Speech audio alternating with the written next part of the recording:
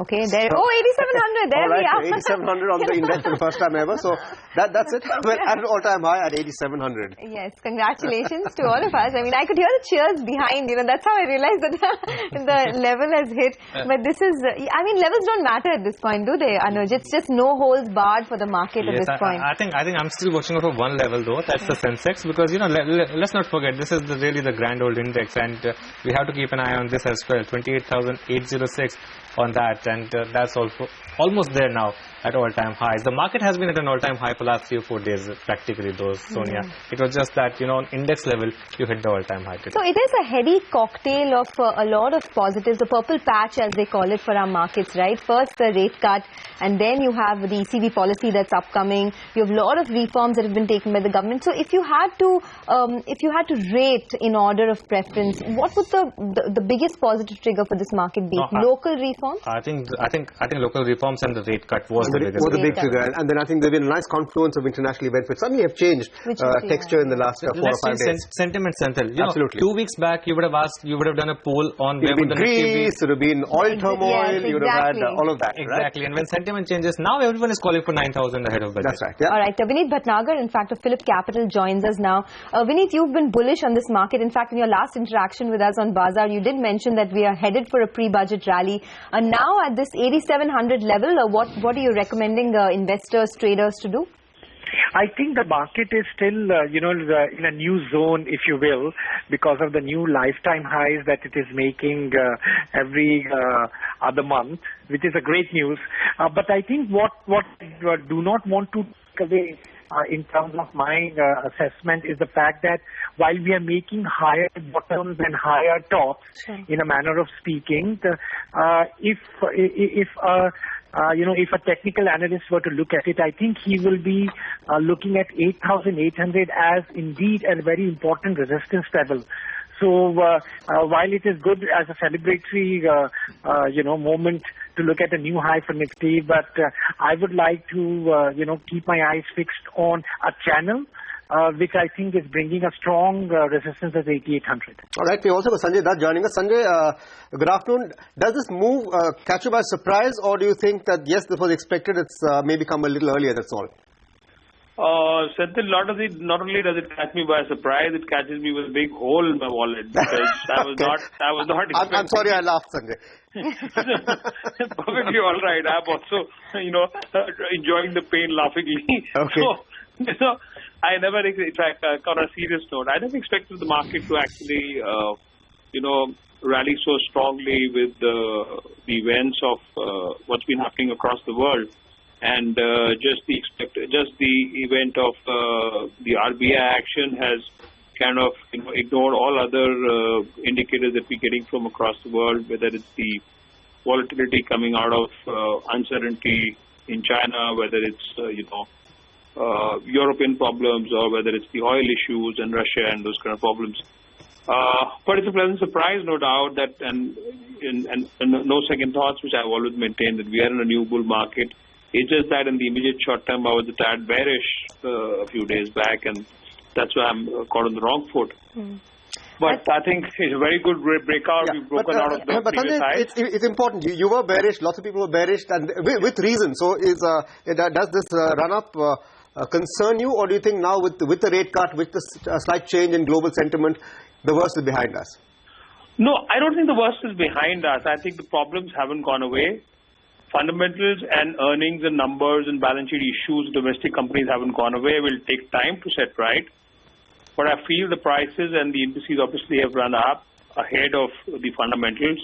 But, that's what bull markets are all about. You can't really game the last T, or you can't game the last 100, 200 points. Yes, in fact, when the momentum sets in, it just takes off. They climb the wall of worry. Exactly. So, when the momentum takes off, it just takes off, and, you get it wrong. And the same thing happens when bull markets turn into bear markets. By the way, you just can't game them. the Sensex as well has hit a record high now, so about 550 points higher. It's not stopped at all, the rally. In the last 10-15 minutes, we've seen about 100-200 points go up. In fact, let's just get Vineet on this. Vineet, you were pointing out that 8800 level, which is the next level that you're watching on the upside. That's still 100 points away. So how would you play this rally on the upside now? What are the blue chips that you would latch onto? What are the trades that you would make? I think what we are looking at is, the same sectors or same companies within that sector that we have been quite focused on. So while we have seen that in the recent or in this last leg, we have seen some kind of relief rally coming in, even in metals and oil gas. But going forward, especially because I have a resistance that I am focused on, to continue to look at sectors like NBFCs, the cement and the autos, which we believe, continue to show overperformance even if a correction were to set in.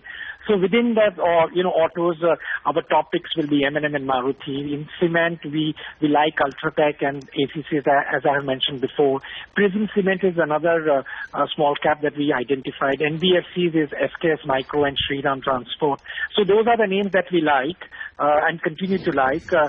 More importantly, as against the domestic worries, which I think is a medium-term realization of whether it will play out or not, it is the short-term global cues that one needs to be fixed upon, whether it is the Brent bottoming out at no number lower than 41, Dow perhaps making a high at 18,000 or 18,500, Euro and Dollar Yen also making their highs. Those are the factors that I'm more focused on right now. Okay, Sanjay, hi, good afternoon. Do you get a sense that at least in this rally, retail would have participated? Because fund managers are telling us that they have seen a lot of inflows into their funds, and in the last correction, we had seen quite a bit of buying from the domestic insurance companies and mutual funds as well. Yes, retail has participated. In fact, some of the smart money has kind of burnt its fingers in the sense that they were short when it came off and were expecting to get lower levels of 8100, 8200.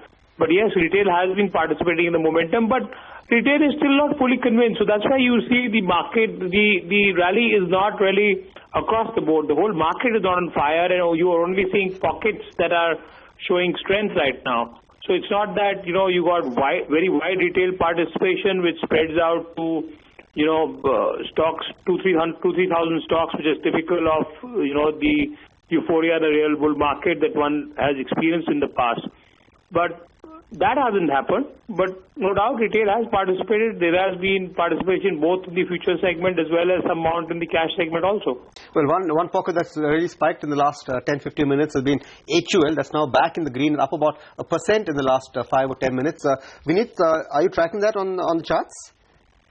Yes, I think HUL has been, of course, as we have all noticed, been one of the darlings in the last 6 months or so. But the results were not supportive, as some of us have expressed their concerns in terms of price movement, supported or not supported by earnings. So that came across as a surprise, and the price reacted negatively a few days ago. But I guess in this euphoria of accumulating or adding on to the marquee India portfolio on the long side, HUL will indeed find buyers and interest. Vineet, just one more question. You've tracked many bull markets in the past. After seeing what this market has been through in the last 1 year, what stage of the bull market do you think we are in now? I think, many of us and many of your commentators on your channel have talked about a long structural change in the marketplace. There is so much news bite that we have been receiving from New Delhi that if really things were to undergo a change, the way it happened to the US markets in the early 1980s, then we are really talking about early days, because it could indeed become a multi-year re-rating of the market as a whole. So barring, tremendous market readjustment globally because of the way crude has fallen, and perhaps in the next round some of these countries will react to how they will manage their fiscal budgets due to this fall in oil revenues, or the currency turmoil that we have seen as a reality in the last few months globally. If those were not to become realities in the next few years, and if we as a domestic economy do deliver on the promise, then this is a start. Okay, taking off from Sanjay, taking off from what Vineet had to say about the noises from New Delhi. How important is this budget? Will you be looking for reform measures, or do you think that's not important because that seems to be happening outside the budget, whether it's oil, whether it's all other kinds of reforms, or will you be really looking at the macro numbers that he will be targeting? I think primarily macro numbers and how much credibility you can give to those numbers in terms of, deficits and all other, numbers that one tends to look at, both revenue collections, etc. Because, till the budget, you really wouldn't have a clear idea as to how corporate profitability, how indirect taxes, etc. would stack up, because one can't game them right now. You aren't really seeing on ground substantial change in the company fundamentals. So that math would be very important for me to really understand as to what would happen. Obviously, things like we are in a much better situation in terms of subsidies, etc., and primarily the oil subsidies. Even from the inflation front, we are much better off now. So I think the budget task is much easier, but the focus would be on the math. There is no there's no doubt about the fact that the reform process will carry on, budget or no budget. We're already seeing this. So I would be focusing completely on the numbers that the finance minister wrote out of his papers. So those would give me a better idea, and those I would like to gauge before I take a call on what's the real macro trend and how it will be reflected in the indices and the market as a whole. Okay, Sanjay, is this now completely a bottom-up market, or do you think there are still some themes that can be played? Last year we had a lot of themes like logistics, couple of other themes. But now, is there any thematic play which is left in the market?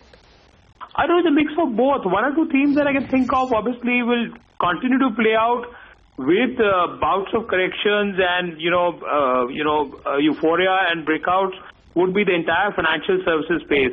I see a lot of unlocking happening in the next year or two because of insurance, etc. Unlocked out of listed companies. Of course, a lot of banking reforms that are panning out. There would be structural decisions on the bank balance sheets and corporate restructuring.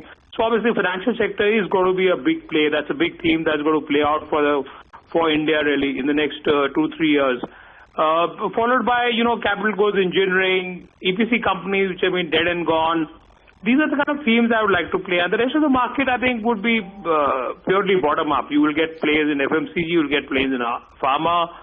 But these three areas which I think would be themes which will probably lead this bull market. And, in between, I think even oil and gas may play out for a while because there would be some amount of decisions and reforms there also that are much needed.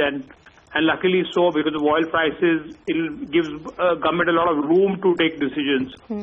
So in these four areas where I think one would be able to play sectoral themes or sectoral bets, and otherwise it's a completely bottom-up market, and more so because we've had a relentless move which hasn't really corrected.